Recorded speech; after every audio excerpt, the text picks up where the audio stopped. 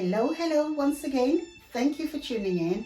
And if it's the first time here, my name is Chandra, and I hope this message blesses you or somebody out there.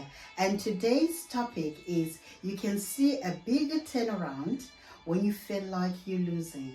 My father wants me to come here and tell his children that sometimes when the going gets tough, all you have to do is put everything in God's hands and have faith and let Jesus take the wheel.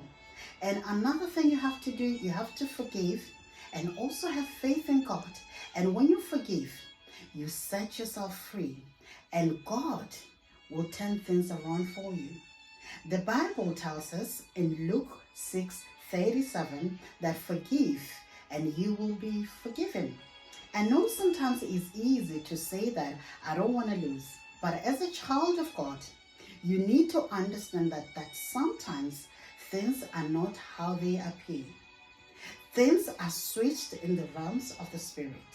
And in order for you to win in the kingdom, sometimes you have to lose in the world. You have to look like an idiot in the world, but look like a princess in the kingdom. Meaning you just defeated the person in spirit, but not in the natural. Then when you act right and do things right and you keep your faith alive, you keep on seeking God and doing everything right, you bring judgment upon those who mishandle you. And the same thing happened to Joshua when he arrived in Jericho. He found himself facing a city which from a human perspective seemed impossible to defeat. And after God gave him a plan which required great faith, on the seventh day of the marching, they blew the trumpets and the walls of Jericho collapsed. Everyone charged straight in and took the city, and they defeated the city, and they dedicated and devoted the city to the Lord because Joshua had faith in God. And in order for him to win in the natural, he had to win in spirit first. He understood the principle. He knew that he wasn't wrestling against flesh and blood, but he was wrestling against the principalities. And he knew that the principalities that he was facing in that territory, and he had to have God on his side in order for him to win. The same thing happened to Meshach, Shadrach, and Abednego. When they were put in the fiery furnace, they looked like they lost in the world, but they won because the fire couldn't burn them. There was a third man in the fire with them, which was Jesus Christ. And the same thing happened with Daniel. He looks like he lost to the world when he was thrown in the lion's den. But God closed the mouth of the lions because he was with him, because he won in the natural. And if you do what God tells you to do, you keep showing up no matter what. And if you keep doing that, victory is going to be yours. Because the spirit world is greater than the natural world. All you have to do is keep doing what God tells you to do. And in the realms of the spirit comes a time where victory materializes itself. Because you trusted God. That's what is called faith. You trusted God, not your own ability. You did what God told you to do and let him do the rest. That's what is called faith. You didn't listen to people. You didn't listen to their perspectives. You didn't listen when they were riling you up. You just listened to God and did what he told you to do, and you won. That's how you do it, people of God. And the reason why when victory starts to materialize is that, and the more, that's why you see more attacks, and it seems like things are getting worse and worse, because the enemy realizes that you're about to walk with victory. He will somehow start to provoke you.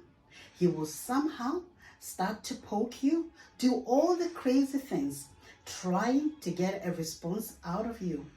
And all you need to do is to be smart enough to know that it's a test, so that you don't lose your blessing. That's how most people lose that blessing. There is a say that says that when the devil comes knocking into your home, just sit there and let him know that there's nobody there, and let Jesus answer the door. And there's a favor in blessing, in obedience. Favor and blessing in obedience. Obedience is the product of faith.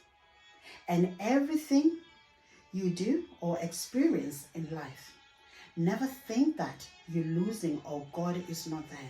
Even if you face a loss, it's a motivation to get you to behave, and also to get you to start being creative. And also it's get you to be motivated, or God is, sometimes it could mean that God is trying to get out the creativity out of you. And that's how God works, and that's how God wants us to behave. And that's the kingdom goal.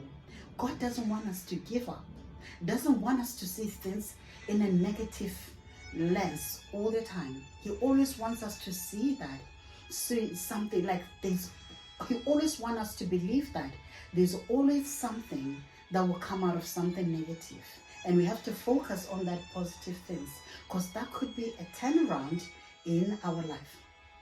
And also we have to know that loss and failures are supposed to motivate us and to make us human beings better. The Bible tells us in Matthew 5:10-12, blessed are those who are persecuted for righteous sake, for thus is the kingdom of heaven.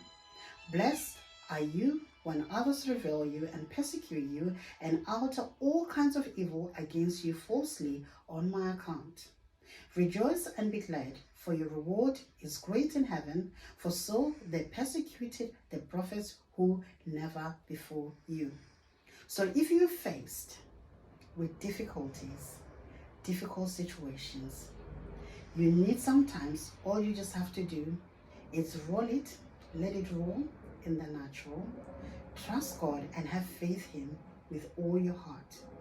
Because when Jesus answers the door, you get victory.